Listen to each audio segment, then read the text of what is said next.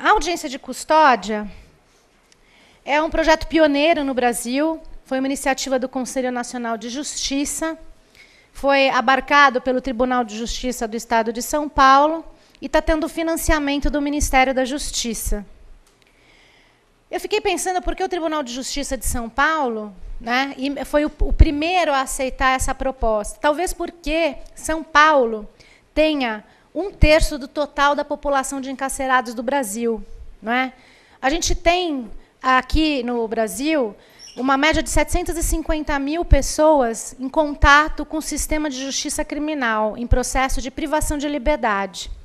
O CNJ, o Conselho Nacional de Justiça, o ano passado, fez um levantamento, e nesse levantamento de averiguação do número de pessoas em processo de encarceramento, ele incluiu também as pessoas que cumprem a pena em regime domiciliar ou regime aberto.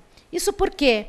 Porque nós sabemos, ou se não sabemos, vamos saber agora, que não existe no Brasil, pelo menos não no Estado todo, não como uma política pública efetiva, casa de albergado. Portanto, não há local para a pessoa condenada em regime aberto cumprir a pena em regime aberto. Então, a pessoa que é condenada a cumprir pena em regime aberto acaba ficando numa condição muito parecida com a pessoa que foi condenada ou foi beneficiada com o cumprimento da pena em regime domiciliar, que são diferentes, mas acabam ficando iguais porque não há casa de albergado. Então, no cômputo das pessoas encarceradas, o Departamento Penitenciário Nacional ele não incluía essas pessoas em regime domiciliar ou regime aberto. O CNJ fez essa conta. Então, nós não temos 500 mil pessoas presas, nós temos 720 mil pessoas em processo de encarceramento. Portanto, o Brasil, de quarta população mundial de encarcerados, saltou para o 3º lugar.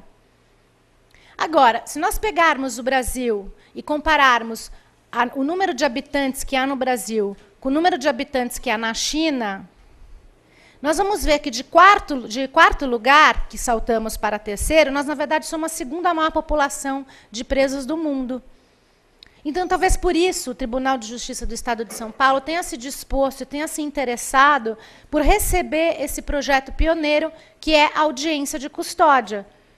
Porque, de fato, 69% das pessoas que hoje estão encarceradas, elas não têm pena. Ou seja, não têm sentença condenatória. Elas são presos provisórios. E o que é que provoca isso? Recentissimamente, eu quero dizer esse mês que está correndo, eu fui até o CDP de Guarulhos.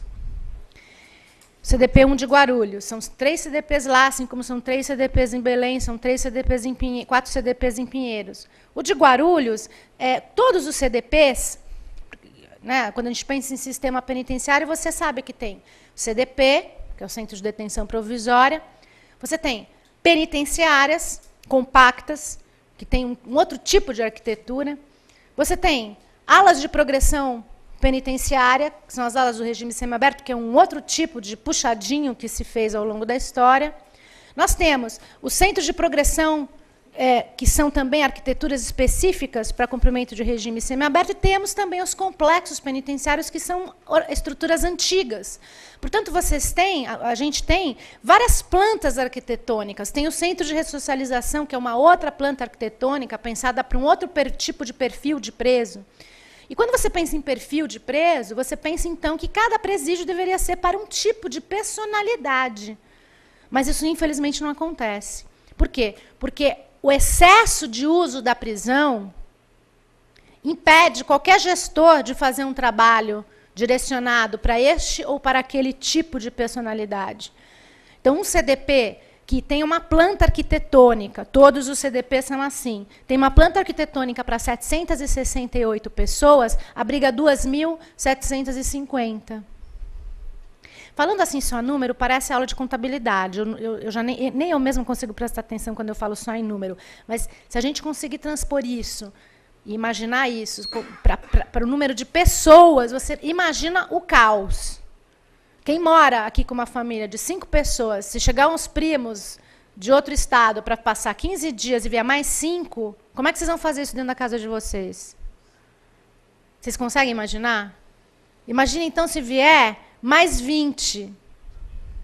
20 pessoas a mais numa casa que cabe 5. Pensa isso.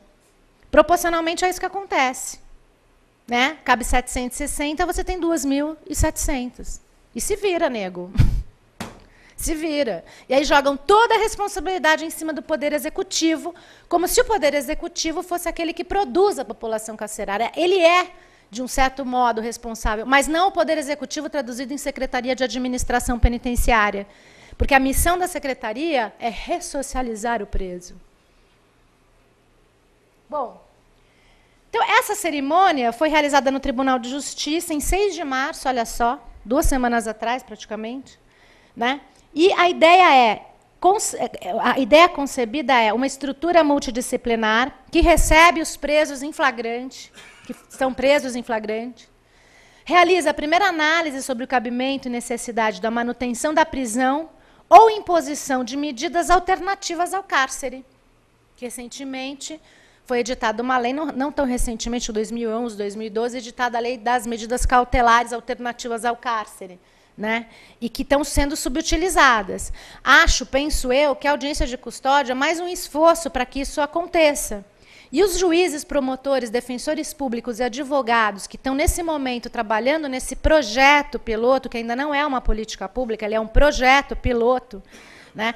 Um projeto piloto que está sendo executado, que está sendo experimentado.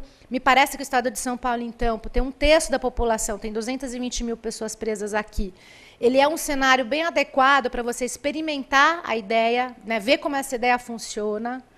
Né?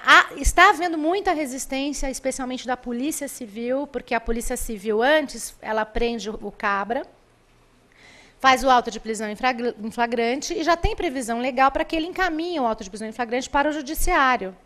Agora, além do auto de prisão, ele tem que encaminhar a pessoa. E aí começam os problemas, porque não tem escolta.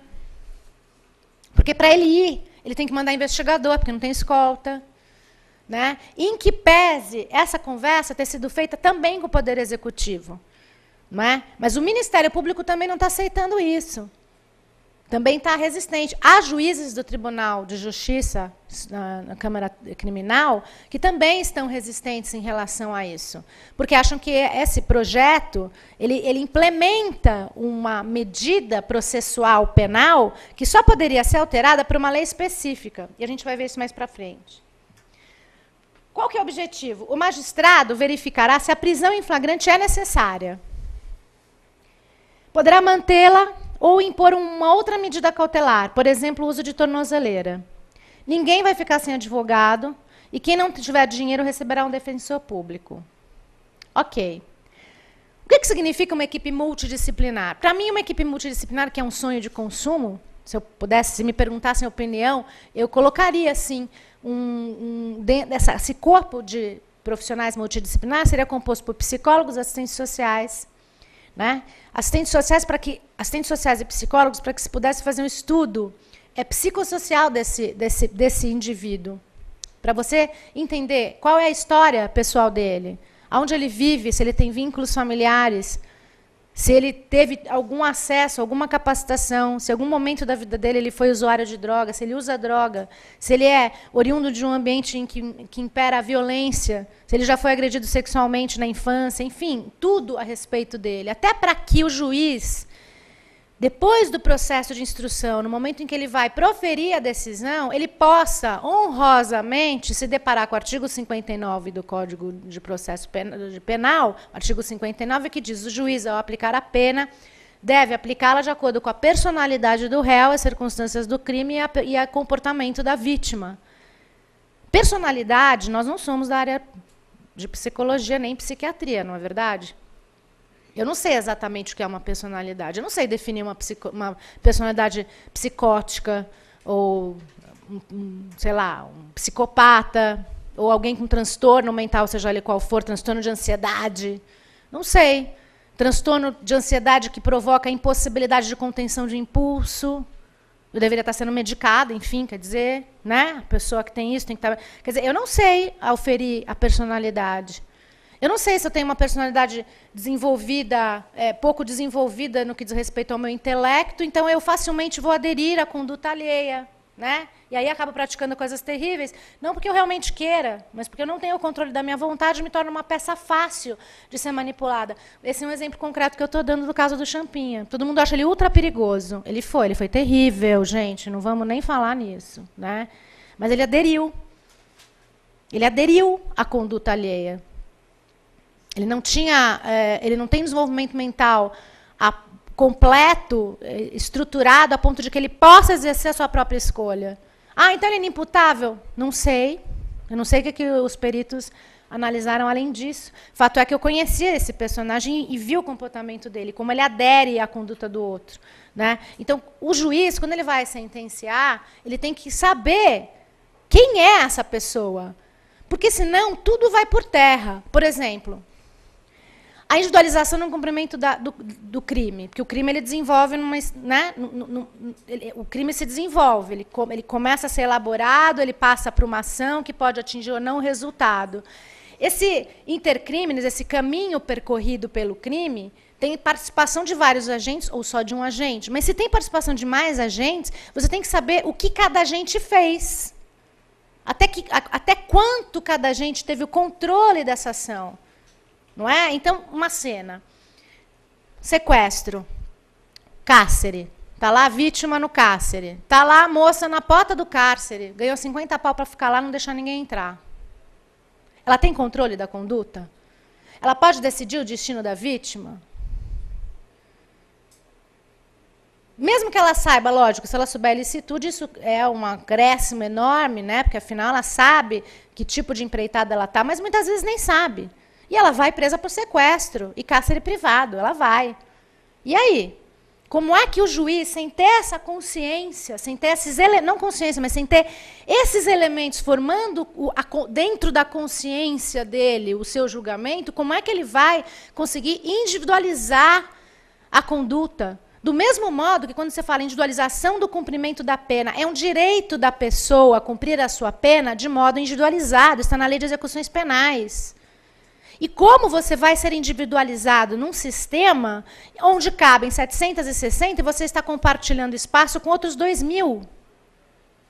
É um direito do cidadão ser preso, é um direito da sociedade prendê-lo, e é um direito dele que, no momento em que ele seja preso, o Estado respeite a lei que ele próprio emana. E eu acho que é um pouco em busca disso que o projeto de audiência de custódia está. Se não está, eu acho que está, mas se não está, que esteja. Então vamos nós em luta desse ideal, não é? Qual que é o objetivo, então? Garantir a apresentação em 24 horas de quem é preso em flagrante a um juiz. Ou seja, como eu disse, o delegado de polícia já tem que mandar o auto de prisão em flagrante em 24 horas para o conhecimento do juiz. Então, além do papel, ele vai ter que levar o cabra. E o cabra vai ser recebido por uma equipe multidisciplinar e o juiz vai perguntar para ele nada sobre o crime. Ele não vai perguntar, você conhece a vítima? Não é interrogatório. Isso é importante para vocês que estão atuando na área, né, que já estão advogando, que já estão acompanhando os réus em audiências de custódia, já estão sendo realizadas, né, já teve até um impacto que vai ser controlado dia a dia, o impacto que a audiência de custódia vai causar, quer dizer, quantos réus foram ouvidos em audiência de custódia, né, quantos investigados, porque eles não são réus ainda, quantos investigados vão ser ouvidos em audiência de custódia, quantos serão ou não postos em liberdade. Tá? Bom, a resistência dos delegados de polícia, dos promotores e alguns desembargadores. Uns exemplos. Eu resolvi contextualizado isso para vocês, porque, sem dúvida, na batalha do dia a dia, vocês vão sofrer resistências. Então, é bom que vocês saibam por que vocês estão sofrendo a resistência. Né, e que possam se defender dessa resistência. Ou que possam concordar com a resistência, enfim, para você, pelo menos, saber em que lado você quer ficar. Né? Então, qual é a resistência? A Associação dos Delegados de Polícia, a DEPOL, propôs uma ação direta de inconstitucionalidade no STF, questionando a legalidade da medida. Não sem sentido total, porque, na verdade, realmente inclui um procedimento novo dentro do processo penal e realmente não foi legislado pelos meios devidos. No entanto, é um projeto piloto. Então, acho que é uma discussão que vale a pena a gente se abraçar, até para entender quais são os argumentos jurídicos. Eu não li a DIN ainda, Eu trouxe aqui todos os dados para que vocês possam anotar. Quem não quiser anotar também não precisa, porque essa palestra ela fica disponível no site da OAB. É só entrar lá, Departamento de Cultura e Eventos, que vocês, né, vão ter. E também, quem tiver interesse, eu posso mandar por e-mail. Eu deixei nosso e-mail aqui. Eu também vou publicar essa palestra no site da Comissão de Política, dentro do site da OAB, no espaço destinado à Comissão de Política Criminal e Penitenciária. Então, vai ter acesso. Eu, por exemplo, adoro anotar, porque se eu não anoto, eu não presto atenção. Depois eu jogo fora. Dificilmente eu fico com o que eu anotei, mas pelo menos eu presto atenção. Né? Tem gente que não, que puta, tem uma mega memória, show, guarda, nem se preocupa, mas, enfim, se quiser rever, vai ter acesso. Tá? Bom, a 11ª Câmara Criminal questionou a legalidade do ato da presidência e da corregedoria que as instituiu. E essa foi a fala do desembargador Salles Abreu, e o referido ato é de duvidosa constitucionalidade, visto que o Estado não pode legislar sobre processo penal, que cabe à União. Muito bem. Então, ele negou, no dia 11, um habeas corpus interposto. Olha só, presta atenção que isso é importante. É o habeas corpus interposto em favor de um acusado que queria ser posto em liberdade porque não foi submetido, dentro das 24 horas, à audiência de custódia. Isso vai ser, gente, vai ser assim, a espada na mão. Meu cliente não foi submetido à audiência de custódia, habeas corpus. E vocês vão se deparar com essa decisão. Então, vale a pena, sim, dar uma lida na DIN. Eu vou dar uma lida na DIN para entender quais são os argumentos que estão sendo ali propostos, né? Para a gente poder rebater, porque, afinal, é um projeto piloto, ele tem que dar resultado, e aí a gente tem outros argumentos. Um deles é esse. Nós saltamos de quarta para a terceira maior população prisional do planeta. 69% das pessoas são que estão presos provisoriamente, portanto, não tem sentença. A maior parte é primário e 70% tem menos de 25 anos, menos de 29 anos. A gente está encarcerando, como uma política de encarceramento em massa, a população jovem e carente desse país. É isso que nós estamos fazendo. Aliás, não é um fenômeno que está ocorrendo aqui. Lamentavelmente, que é por isso que eu vou terminar a palestra, espero que no horário, porque eu vou para a rua hoje. Não sei quanto a vocês, mas eu estarei na Paulista às 2 horas. Então, vamos pegar, aprender a lidar com esse novo instrumento, mais uma espada na mão, pôr a roupinha do Brasil e, ó, só de amarelo, hein, gente? Amarelo, azul e verde, que é o que vale. Medidas. Para garantir a realização da audiência de custódia, cerca de 50 juízes, promotores e defensores, auxiliados pelos funcionários do tribunal, começaram a realização das audiências no dia 24 de fevereiro no Fórum Criminal da Barra Funda. E por que é importante dizer tudo isso? 50 juízes, 50 promotores, 50 ISCO, funcionário e tal. Para vocês conseguirem imaginar como é que se implementa uma estrutura dessa. Porque o tribunal, né, o Fórum da Barra Funda, ele está já preparou um espaço para essas audiências acontecerem, já estabeleceu uma agenda, né, dos servidores que vão atuar nestes plantões, enfim, nesse setor especificamente. Mas, para o preso chegar ali, ser apresentado ali, muitas outras providências que envolvem outras carreiras do sistema de justiça criminal vão também ter que se mobilizar. Porque o problema maior, me parece, eu entendo o delegado, porque eu advoguei muito tempo nessa área, enfim, delegados estaduais e federais, então eu imagino como vai ser o perrengue do delegado de ter que pegar o preso e viabilizar o cara ir lá, senão ele vai responder vai responder por desobediência, porque ele tem que apresentar o preso. Então, o que eles estão fazendo? Esse projeto está envolvendo não todas as delegacias, não todas, tá? É um circuito só, é uma jurisdição, é uma circunscrição, né? E isso, pouco a pouco, vai... Então, assim, puxa, que pena, se você for presa no 6º DP, você vai ser apresentado, mas se você for no 89, bem, desculpa, não tem viatura, eu lamento. Né? Acho que vai acontecer, sem dúvida, porque, assim, a lei é linda, bela, formosa, põe na prática. Põe na prática. Trabalha numa delegacia sem gasolina para pôr na viatura. Trabalha numa delegacia que não tem policial militar para fazer escolta. Né? Trabalha numa delegacia que o investigador faltou porque ele está numa greve branca. Então, assim, os delegados realmente estão numa situação que eu entendo. Controvérsia. Vamos voltar ao tema, só dar uma olhada melhor. A Associação dos Delegados de Polícia questiona o provimento que institui a audiência de custódia. E, portanto, então, entrou com essa ação direta de inconstitucionalidade, número 5.240, e o relator é o ministro Luiz Fux. A ADEPOL sustenta que a chamada audiência de custódia é uma inovação no ordenamento jurídico, não está prevista no Código de Processo Penal e somente poderia ter sido criada por lei federal e jamais por intermédio de provimento autônomo, já que o poder de legislar sobre a matéria é do Congresso Nacional. Não posso dizer que está errado, né, gente? Vamos ser. Né? Se a gente fala em defender a Constituição, é um bom tema para a gente refletir a respeito. Então, assim, óbvio que tem fundamento esse argumento. Óbvio. Então, o que eu quero ver agora nessa DIN? Eu quero que a audiência de custódia se realize? Lógico, porque ela é absolutamente necessária. É um projeto piloto? Sim. O Tribunal de Justiça recebeu dinheiro do Ministério da Justiça, 2 milhões, para implementar esse sistema piloto. Né? É o Conselho Nacional de Justiça que está propondo? Sim. Esbarra num dispositivo já existente? Sim, porque o delegado está lá no artigo 306, que vai apresentar o 306, 310 a gente vai ver, vai apresentar o auto de prisão em flagrante e também vai acrescentar o preso, mete o preso no envelope e leva junto, basicamente é isso. Agora, não dá para negar que tem a discussão, sim, da legalidade do ato. Né? Então, vamos ver como é que essa DIN vai terminar. Vamos ver que argumentos agora o Conselho Nacional de Justiça, o Ministério da Justiça, a Defensoria Pública, enfim, todos os parceiros, vão usar para rebater e para não ser surpreendido com uma suspensão liminar da implementação do projeto. Tá? Então, está lá. Este provimento foi inovador no ordenamento jurídico, mas, entretanto, muito embora possa parecer um ato legítimo em sua aparência, e realmente parece, é ilegítimo no exame de fundo. Trata-se, na espécie, inequivocamente de ato normativo editado que configura uma inconstitucionalidade direta, imediata e formal com abuso de poder. É uma briga boa, interessante. Né? Bom, tá aí a DIN, né? Só para vocês, eu fui lá, tentei pegar a cópia da inicial, ia até copiar a inicial aqui, mas eu resolvi deixar no suspense, porque a gente vai ficar aqui a tarde, o dia inteiro discutindo os termos da DIN, e aí cada um que vá atrás da sua cópia, porque eu já estou com a minha, estou louca para ler, que eu não li, tá? Que eu quero ver essa briga. Melhor do que ver Império, né, gente? Pensa. Né? Aproveitar que o comendador morreu, e aí vamos, a partir de amanhã, ver uma novela essa. Que tal?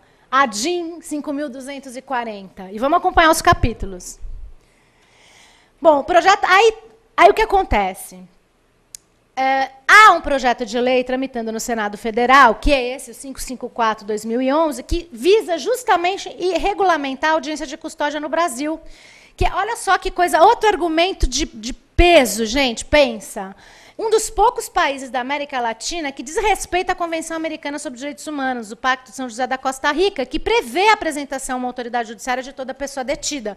Portanto, embora não seja a mesma atribuição de uma portaria normatizar um ato que deve ser de atribuição do Congresso Nacional, tem um projeto já tramitando para tornar essa audiência de custódia lei, incluída dentro do Código de Processo Penal, portanto, não é que não existe nenhuma, não se buscou nenhum outro caminho pela legalidade. No entanto, a implementação da audiência de custódia tira a corda do nosso pescoço de nós, Brasil, como nação, sermos signatários de um tratado internacional que nós não cumprimos.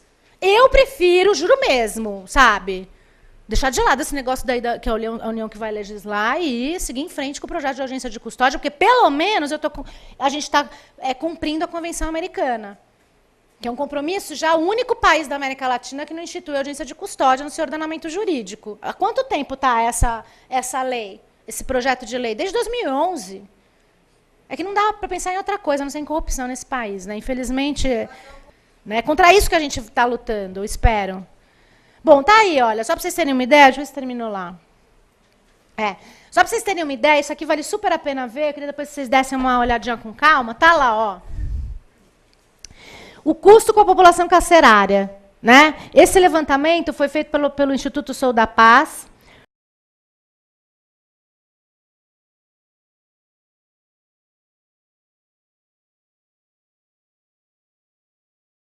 Carcerária.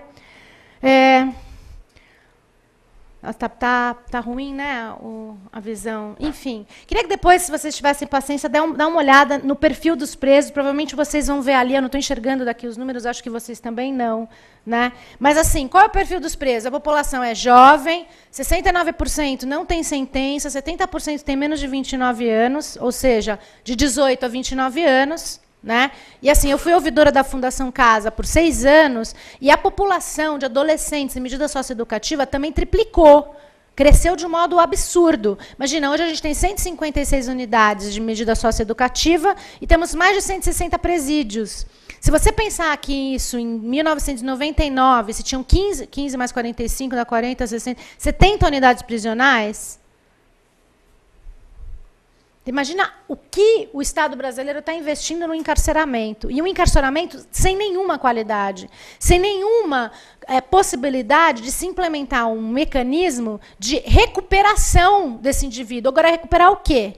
Uma das propostas da audiência de custódia, inclusive, que para mim é o que mais interessa, é o momento em que o juiz faz o olho no olho e percebe que aquela pessoa, aquele delito que ele praticou, aquele delito pelo qual ele está respondendo é algo circunstancial na existência dele, algo circunstancial, uma coisa que aconteceu naquele momento, e que ele não tem uma personalidade, se bem que o juiz não vai ter condições, mas ele não tem uma personalidade que e a gente percebe, né? A gente percebe.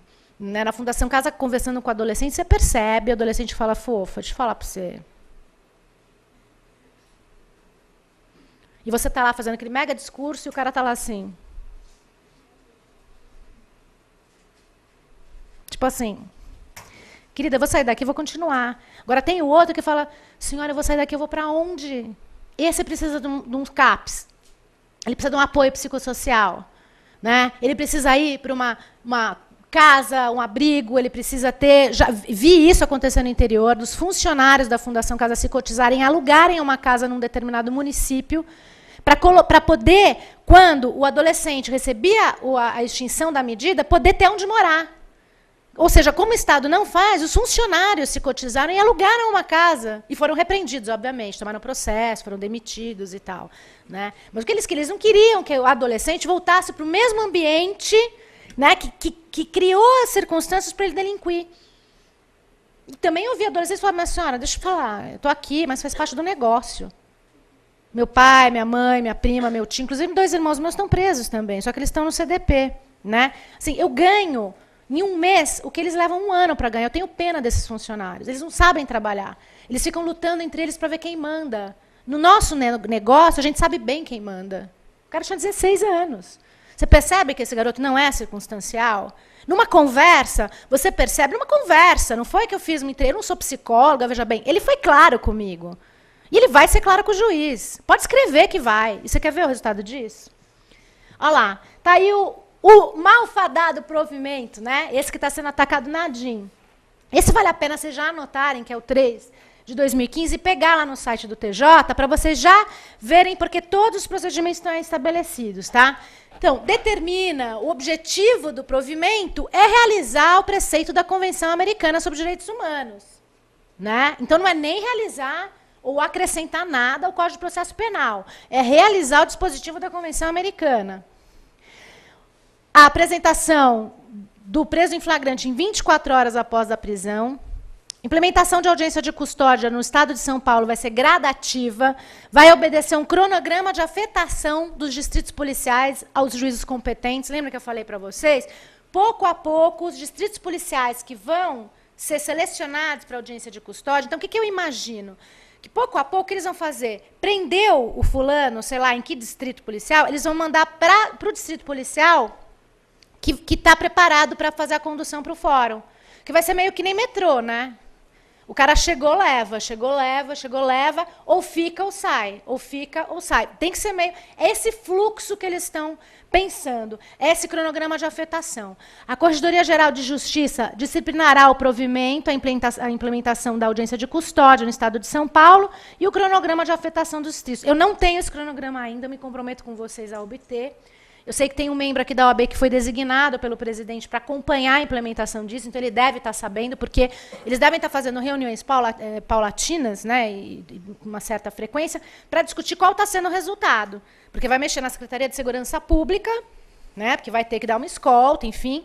O delegado de polícia não vai poder ficar sem o investigador. De fato, uma das argumentações da DIN também é que não é função, não é atribuição da Polícia Civil levar o preso para audiência de custódia. Eles, inclusive, mencionam isso na DIN e tal. De fato, não é. O investigador não tem que dirigir de motorista, mas a Secretaria de Segurança Pública tem que providenciar escolta da Polícia Militar para fazer isso. Então, como é que vai ser isso? Eu me comprometo de trazer isso para vocês no futuro próximo, tá? Então, tá. O auto de prisão em flagrante vai ser encaminhado na forma do artigo 306, juntamente com a pessoa detida. Só acrescentou isso, na verdade. Vai mandar o auto de prisão e a pessoa. Né? Se pudesse mandar para o SEDEX, ia ser mais fácil. Mete no SEDEX. Né? Aí recebe, ouve, mete no SEDEX de novo e retorna. Fica dispensada a apresentação do preso quando, por circunstâncias pessoais que vão ser justificadas pela autoridade policial, ele não possa comparecer. Por exemplo, tomou um tiro, está baleado, muito comum. Tomou tiro, já vai para Heliópolis. Porra, o cara está em Heliópolis. Como é que eu vou arrancar o cara da mesa de cirurgia para levar 24 horas? Não dá. O delegado tem que justificar. Prendi em flagrante, houve troca de tiros, foi baleado, está no hospital, então por isso eu não apresento. E aí o juiz vai tentar, não sei, aí o juiz tem que levantar, pegar a viatura, sentar com o seu escrivão, levar o promotor, levar o defensor e ir lá no hospital ouvir o cara, se ele puder falar. É stand-up, né, gente? Não é? Tinha que ser assim, nem a videoconferência, gente. Quer dizer, mais tranquila que videoconferência? Vocês já viram a sala de videoconferência? Qual o problema de fazer a videoconferência? É, tudo bem, vai. Contestado porque dificultava na defesa do réu. Não sei. Se o advogado for proativo, ele vai estar na sala, bem. Agora, você imagina... Você é defensor do réu. É isso que eu falo, advogado é bicho ruim também, viu, bem? Deixa eu te falar. Imagina só, seu cliente está lá em Venceslau. O cliente em Venceslau, veja bem, ninguém manda ninguém para Venceslau sem motivo, né? Então, o cara está em Venceslau, você é advogado do réu, você mora em São Paulo. Meu, que saco, é até Venceslau. Mas se eu for para Venceslau, eu vou entrar numa sala que tem câmera 360 graus. A primeira coisa, oi, excelência, estou aqui, eu, a defensora do réu. Eu sou a defensora do réu. Eu estou lá com o réu. Portanto, eu tenho o dever de garantir que ao meu réu nenhum ato vai ser praticado que possa prejudicá-lo. Eu tenho que estar lá, advogada do réu. Ok, se eu estou lá, acabou, a defesa está garantida. Agora, não, eu prefiro que o meu réu entre numa viatura, né? Viatura com a escolta, com 3 carros da Polícia Militar, provavelmente um helicóptero, papapá, com a grana pública e tal. Aí ele vai pegar 8 horas de estrada.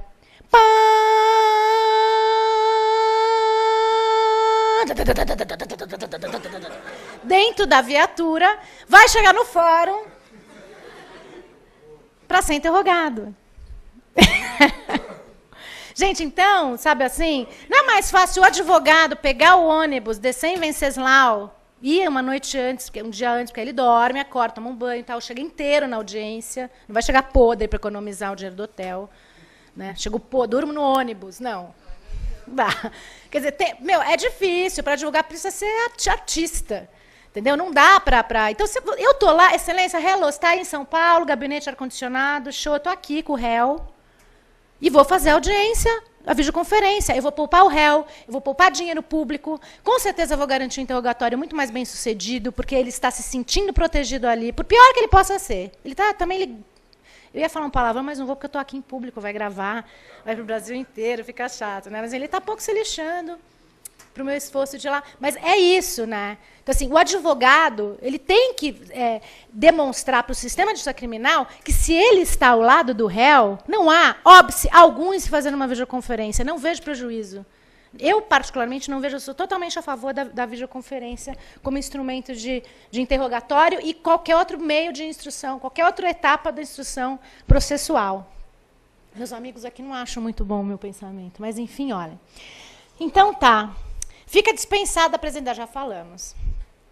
incumbe à unidade vinculada ao juiz competente preparar o auto de prisão em flagrante para audiência de custódia, realizando os atos de praxe previstos nas normas e serviços da Corregedoria Geral de Justiça e juntar a folha de antecedentes da pessoa presa. Então, o que acontece?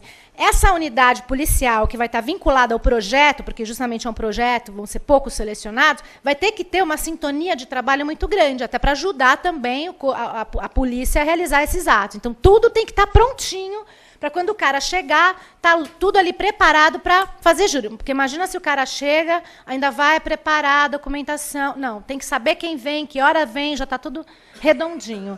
O autuado, antes da audiência de custódia, vai ter contato e por tempo razoável, aí tempo razoável quem define é o advogado, né, com o seu advogado, com o seu defensor público. Na audiência de custódia, o juiz competente informará o autuado da sua possibilidade de não responder perguntas. Não quero falar nada, excelência, entendeu? Me leva de volta para a cela e não me enche o saco. Pode acontecer. Pode acontecer. Eu ia pôr uma foto aqui que eu resolvi não pôr, mas é de uma audiência que o cara está fazendo exatamente isso. Eu ia pôr, mas eu achei indelicado. Né? Sua qualificação, condições pessoais, tais como estado civil, grau de alfabetização, meios de vida ou profissão, local da residência, local onde exerce atividade e ainda sobre circunstâncias objetivas da prisão. Não serão feitas nem admitidas, prestem atenção, doutores, defensores, não serão feitas ou admitidas perguntas que antecipem a instrução própria de eventual processo de conhecimento.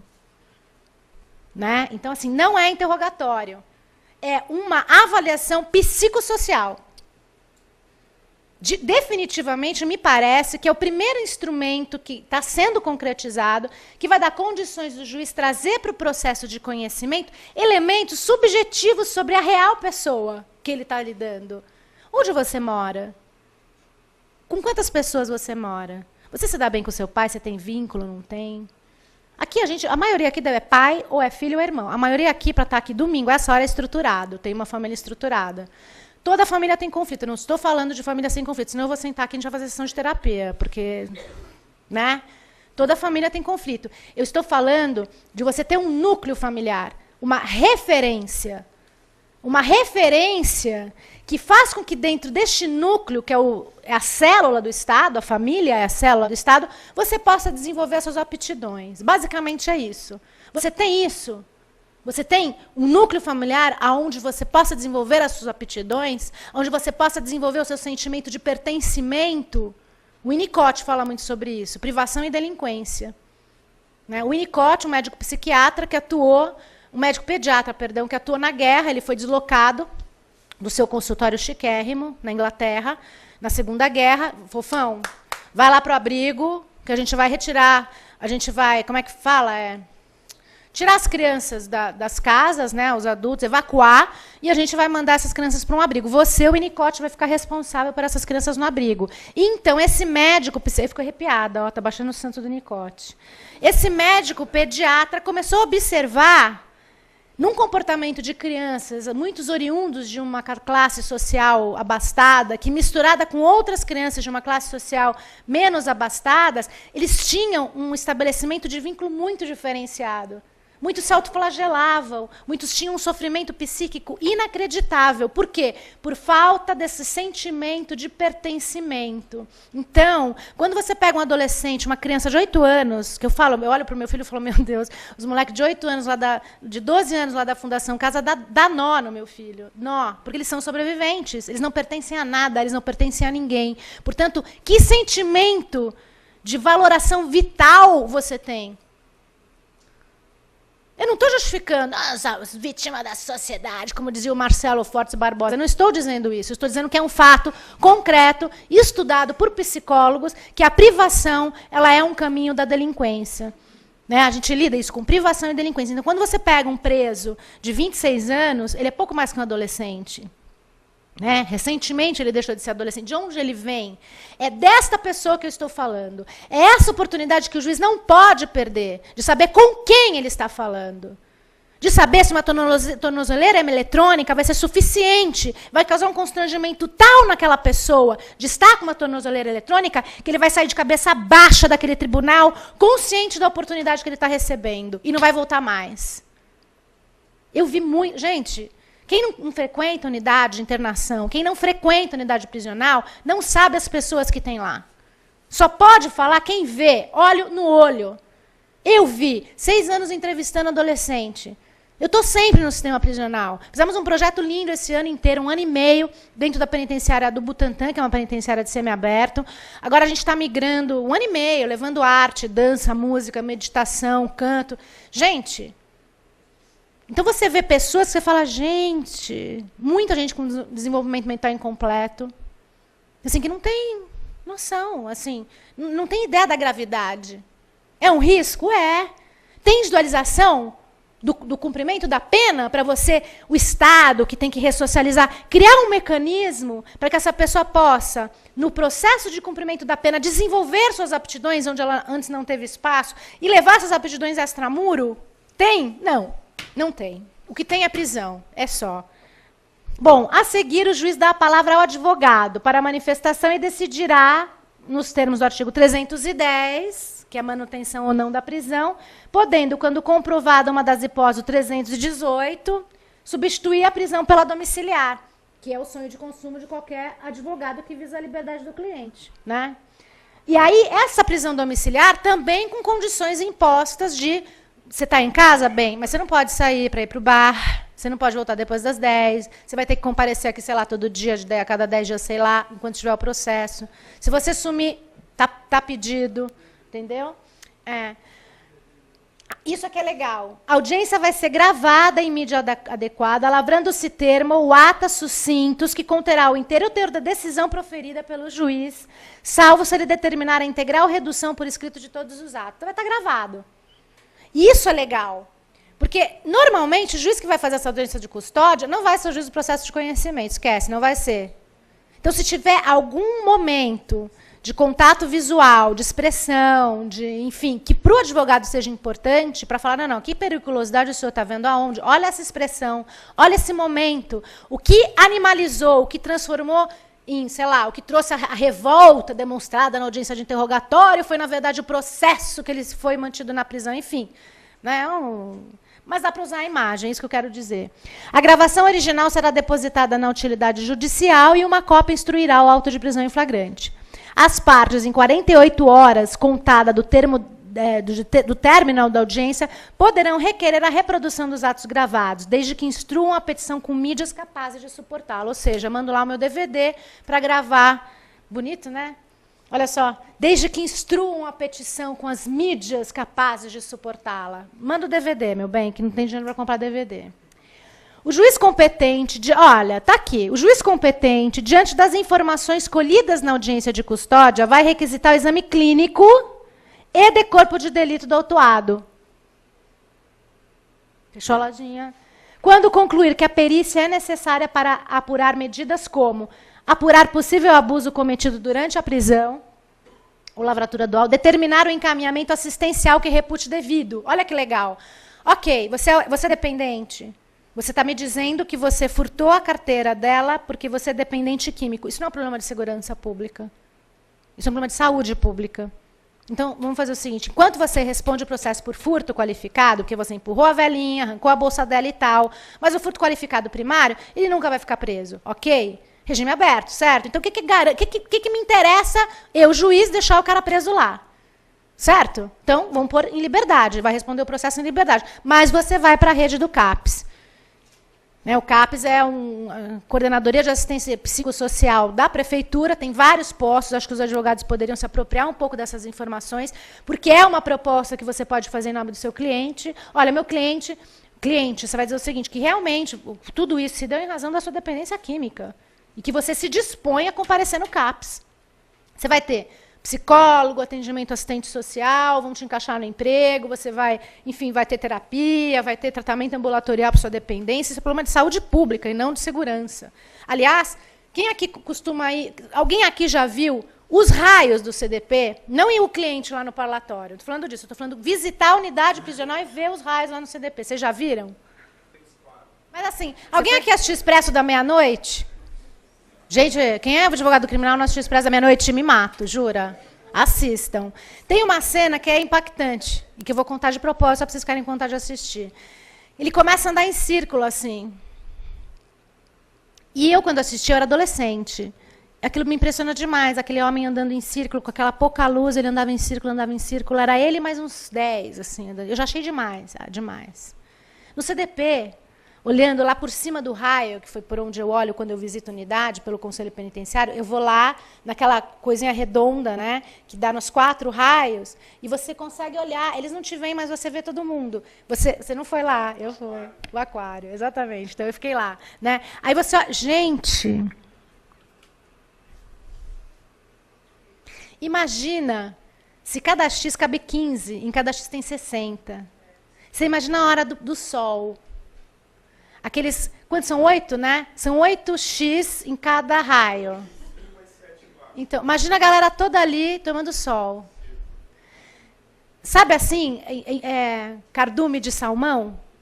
Vocês já viram cardume de salmão? Aquela coisa que fica assim o dia inteiro. Gente, o que é aquilo?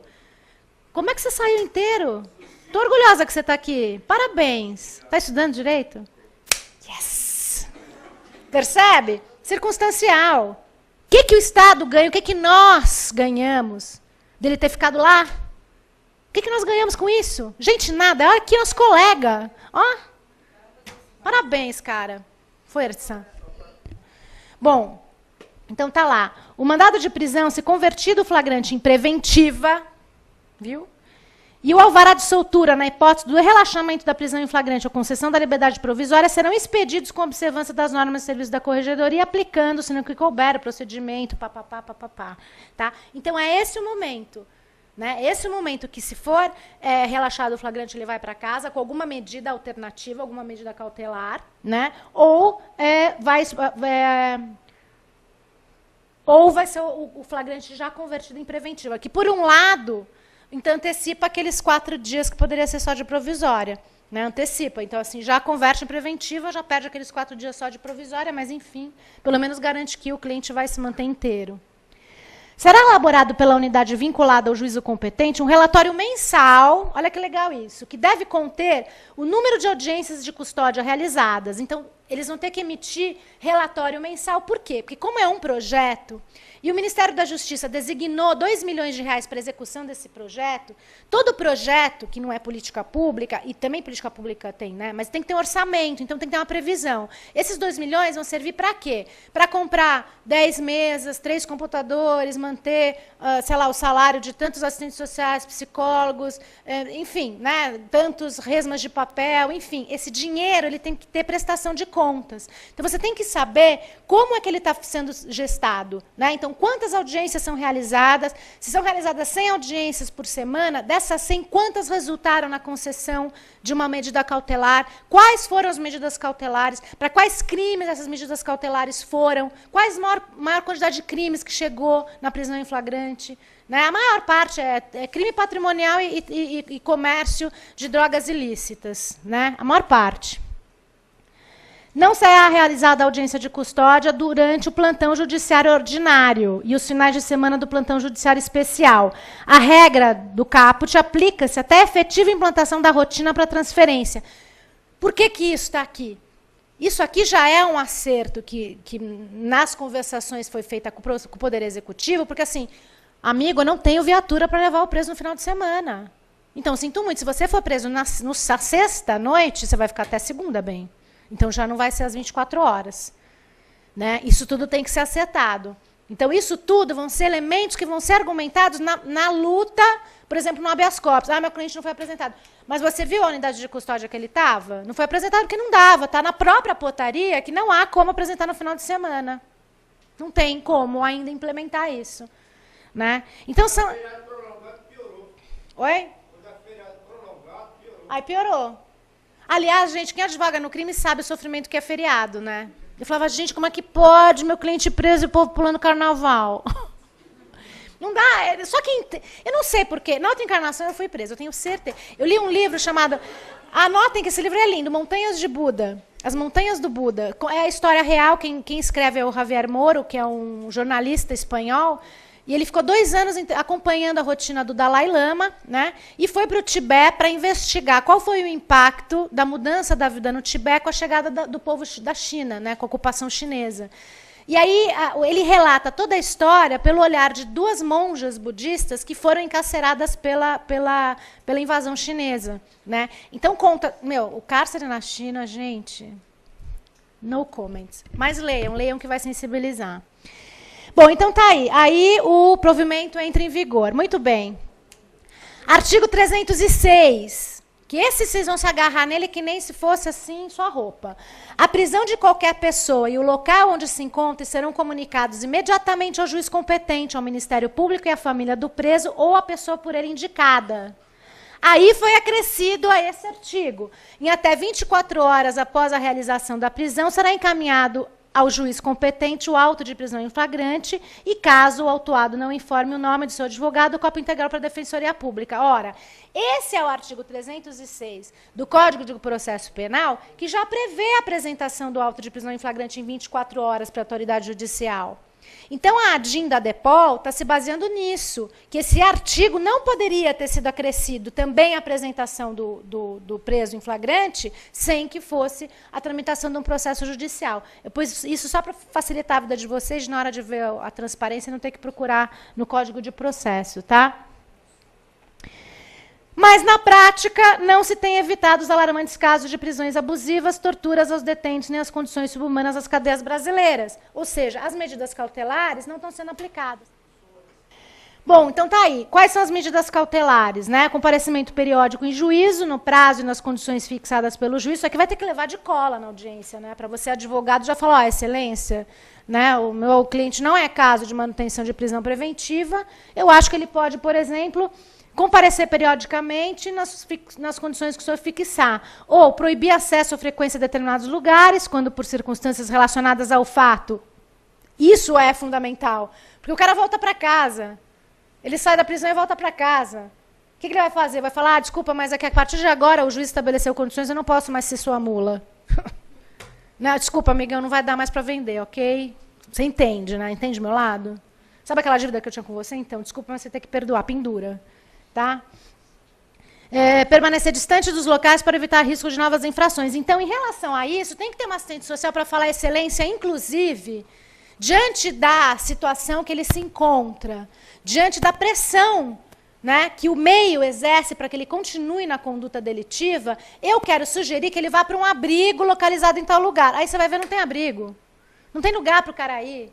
Você percebe? Então, assim, dá a liberdade para ele e aí ele volta para o mesmo ambiente onde ele delinquiu. Quer dizer, isso é complicado, não é simples assim, né? A proibição de manter contato com pessoa determinada quando, por circunstâncias relacionadas ao fato, deva o indiciado ou acusado dela permanecer distante. Aí vem a pergunta que o colega advogado fez. Ora, se a gente não vai falar sobre o fato, como eu vou saber que ele não pode ficar perto dessa pessoa? Então, gente, a gente está num mistério. Cada um de nós participando vai entender e, por favor, vão trazendo, vão escrevendo artigos sobre o assunto. Olha, hoje eu fui fazer audiência de custódia, o artigo X de tal coisa, mas é impossível eu não tocar no fato criminoso enfim, como é que eu vou saber se ele pode ficar em contato com X pessoa ou não? Né?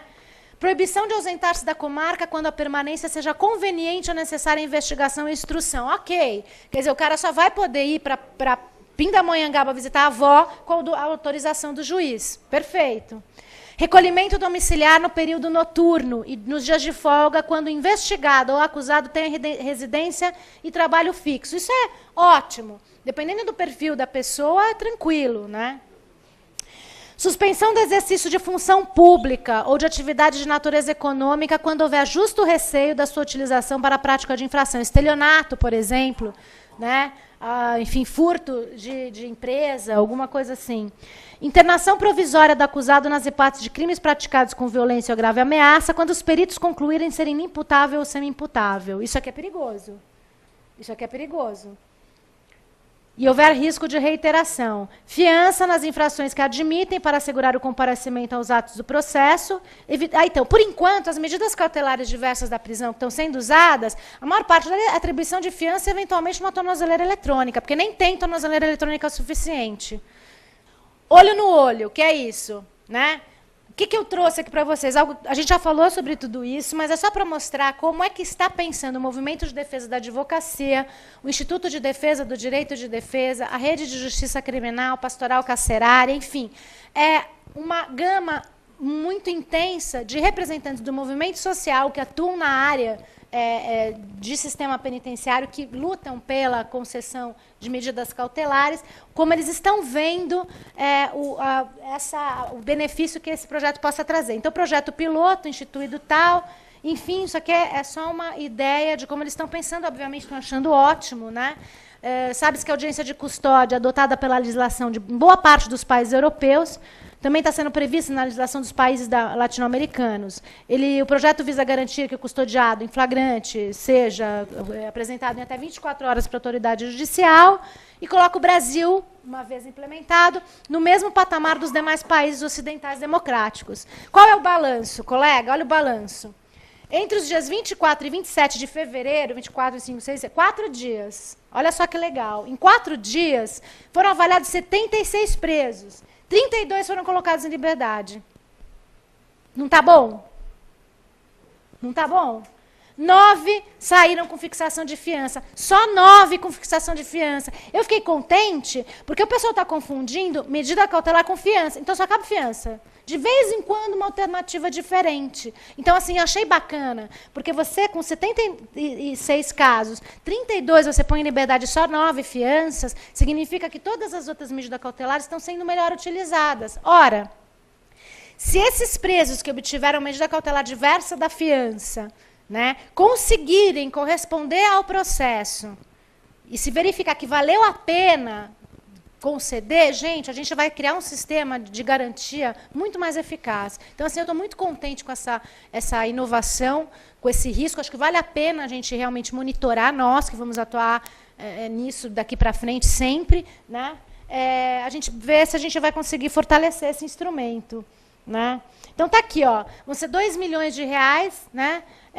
Eles, na verdade, vão implementar uma central de alternativa penal. Esse dinheiro vai para esse espaço que eles chamam de Central de Alternativa Penal, que é um dos principais pontos do projeto, e vai oferecer suporte técnico aos juízes responsáveis pelas audiências de custódia e opção que evita o encarceramento provisório, né? Essa fala, o Renato De Vito, ele é o novo dirigente do Departamento Penitenciário Nacional, ele entrou agora com a recém-saída do Augusto Rossini, que era do Ministério Público. O Renato De Vito é defensor público, é paulista, um cara bem bacana, um cara que sempre militou na área de execução penal, tem uma cabeça ótima, né? E eu estou feliz com o modo com que ele está conduzindo agora os rumos do DEPEN.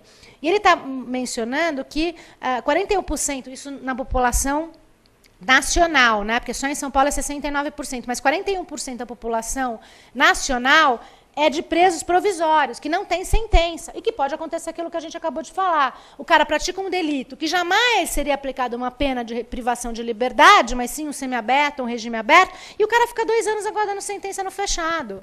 Quem paga por isso? Não é quem paga pelos 2 anos que você ficou lá, tendo condições de ter tido uma condução diferente da sua vida. Saibam que o Tribunal de Justiça, olha, doutores, o Tribunal de Justiça de São Paulo tem concedido indenização para pessoas que ficaram presas há mais tempo do que a sentença diz. Ou seja, olha, eu fiquei 2 dias preso a mais do que a data do término da minha pena. O Estado está pagando indenização, né? Então tá, vamos ver aqui mais. É isso. Vamos para a manifestação.